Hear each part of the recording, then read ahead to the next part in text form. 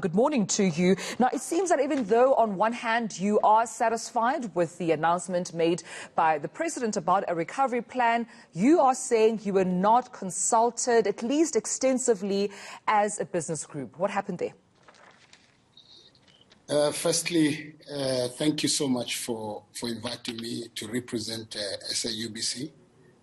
Let me put a context that the president has on a number of occasions mentioned that he has extensive consultation with social partners, including business federations.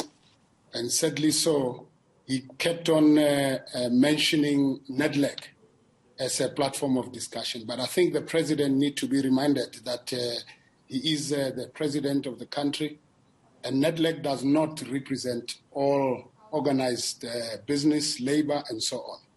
And I think it's about time that we should understand the intention of NEDLEC. If you recall, it was established as a vehicle by which government, labor, business, and community organizations will seek to cooperate. And the reason for that is to deal with problem solving and negotiation on economic, labor, and development issues of the country, and further deal with challenges of the country. You can't do that in excluding the major critical players of the country. Just to give you a context, SAUBC has more than 56 business associations under it.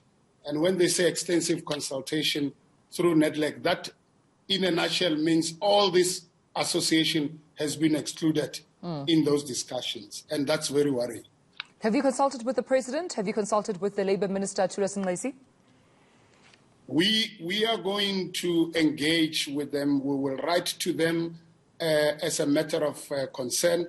We are calling for NEDLEC to be properly reconstituted. I'm sure other unions that are not even in NEDLEC, such as AMCU and so on, I'm sure they are very much concerned. And the key issue here is, if we really want to build a progressive South Africa, I think let's look at all the laws that were enacted, including the NEDLEC Act, to ensure that all the key parties buys into the vision of what the president wants to achieve. And really, that's what we are going to do. The Minister of Labour and the president itself, we will engage with them.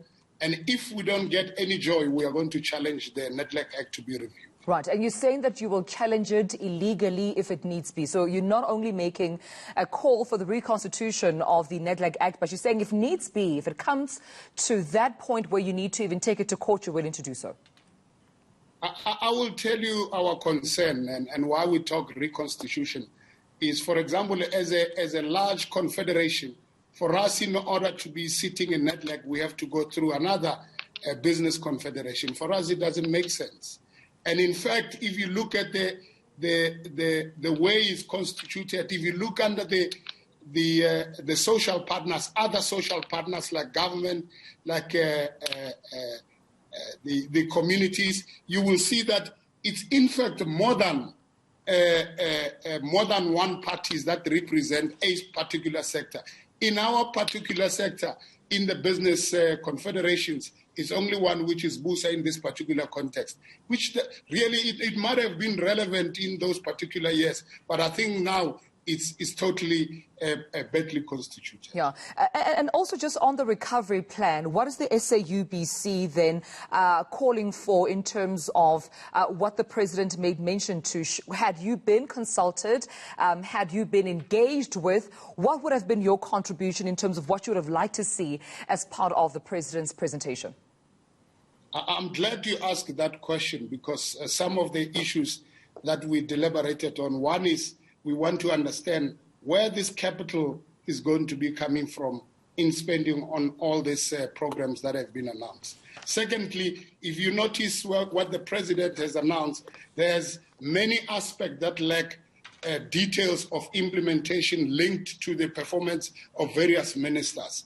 Thirdly, there was a concern around the role of land bank in unlocking the agricultural industry, which has never been mentioned in detail. As you know, it's a land bank today, But in order for you to get finance from Land Bank, you have to, for processing, you have to go to IDC. So there's a little dislocation in terms of unlocking what we believe could be the biggest job creator in the country. Right. The other thing that has always been mentioned was the State Bank.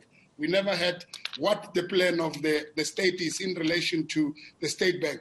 We have traveled many parts of the world and told the world that South Africa has a bulk resources of mineral resources, but we have never had any plan around mining beneficiation, which could be the immediate big job creator in the country. So these are some of the issues we wanted to highlight and raise. Well, thank you so much for joining us. The Group President of the SAUBC, that's Mr. George Sibulela.